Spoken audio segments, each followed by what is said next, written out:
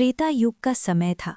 अयोध्या के मर्यादा पुरुषोत्तम भगवान राम अपनी पत्नी सीता की खोज में वन वन भटकते हुए अंततः समुद्र तट पर पहुंचे। रावण सीता माता का हरण करके उन्हें लंका ले गया था।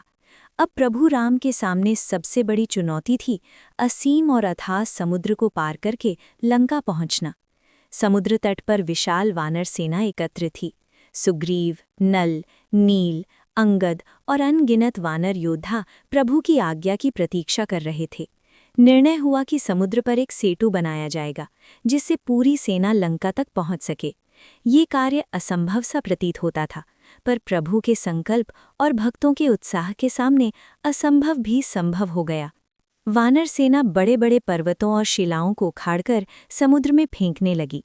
नल और नील के स्पर्श से वे पत्थर पानी पर तैरने लगे। हर ओर जय जयकार गूंज रही थी, जय श्री राम। वातावरण भक्ति और पराक्रम से भर उठा था। कोई भारी चट्टान उठा रहा था, कोई वृक्ष उखाड़ रहा था, कोई पत्थरों को व्यवस्थित कर रहा था। सभी अपने अपने सामर्थ्य के अनुसार प्रभु की सेवा में लगे थे। इसी भीड़-भाड़ और उत्साह के बीच एक छोटी सी गिलहरी भी वहां उपस्थित थी। उसका शरीर नन्हा था, उसकी शक्ति सीमित थी, पर उसके हृदय में अपार भक्ति थी।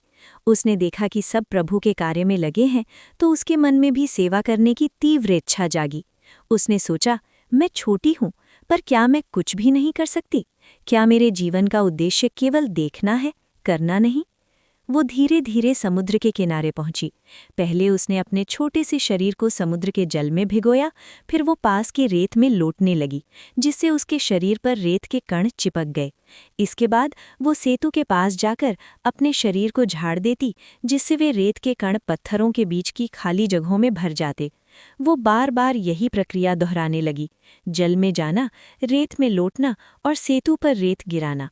कुछ वानरों ने उसे देखा, वे हंसने लगे। अरे, ये नन्ही गिलहरी क्या कर रही है? इतने विशाल कार्य में इसके कुछ रेत के कणों से क्या अंतर पड़ेगा? एक वानर ने मजाक में कहा, तू रास्ते में मत आ, कहीं हमारे पैरों तले दब न जाए। गिलहरी ने विनम्र स्वर में उत्तर दिया, भाइयों, मैं जानती हूँ कि मैं आप सब जितनी शक्तिशाली नहीं हूँ। मैं पर्वत नहीं उठा सकती, न ही बड़ी शिलाएं ला सकती हूँ, परंतु ये प्रभु का कार्य है, इसमें मेरा भी थोड़ा सा योगदान होना चाहिए। मैं अपनी शक्ति के अनुसार सेवा कर रही हूँ। मेरे लिए ये बहुत बड़ा सौभाग्य है कि मुझे प्रभु के कार्य में भाग लेने का अवसर मिला है। वानर उसकी बात सुनकर कुछ क्षण के लिए शांत हो गए, पर फिर भी उन्हें उसकी क्षमता नगण्य लगी। तभी ये दृश्य स्वयं भगवान राम की दृष्टि में आ गया। प्रभु ने देखा कि जहाँ एक ओर विशाल वानर अपनी पूरी शक्ति से परिश्रम कर रहे हैं, वहीं एक छोटी सी गिलहरी भी उसी समर्पण और प्रेम से कार्य कर रही है। प्रभु राम मुस्कुराए। वे स्वयं उस गिलहरी के पास गए। गिलहरी प्रभु को अपने समीप देखकर कांप उठी, भय से नहीं बल्कि प्रेम और श्रद्धा से। उसने सिर झुका लिया। प्रभु ने उसे अपने कोमल हाथों में उठाया और स्नेहपूर्वक कहा, तुम्हारी सेवा किसी से कम नहीं है। इस सेतु के निर्माण में तुम्हारे रेत के कण भी उतने ही महत्वपूर्ण हैं जितने इन विशाल शिलाओं के पर्वत। सेवा में बड़ा या छोटा कुछ नहीं होता, भावना ही सबसे बड़ी होती है। ये कहकर प्रभु ने प्रेम से अपनी 3 उंगलियां गिलहरी की पीठ पर फेरी।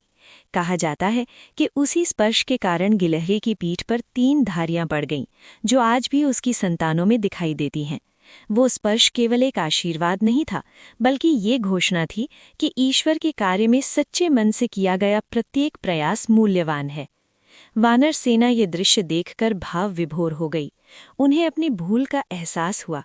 उन्होंने समझा कि पराक्रम के साथ साथ विनम्रता और सम्मान भी आवश्यक है। उन्होंने गिलहरी को प्रणाम किया और उसे अपने साथ कार्य करने दिया। अब सेतु निर्माण केवल शक्ति का नहीं, बल्कि सामूहिक सहयोग और समर्पण का प्रतीक बन गया। दिन रात परिश्रम के बाद वो सेतु पूर्ण हुआ, जिसे आज भी राम सेतु के नाम से जाना जाता है। उसी सेतु के माध्यम से प्रभु राम और उनकी सेना लंका पहुंची और अंततः अधर्म पर धर्म की विजय हुई। इस कथा का महत्व केवल एक ऐतिहासिक या पौराणिक प्रसंग तक सीमित नहीं है। ये जीवन का गहन सत्य सिखाती है।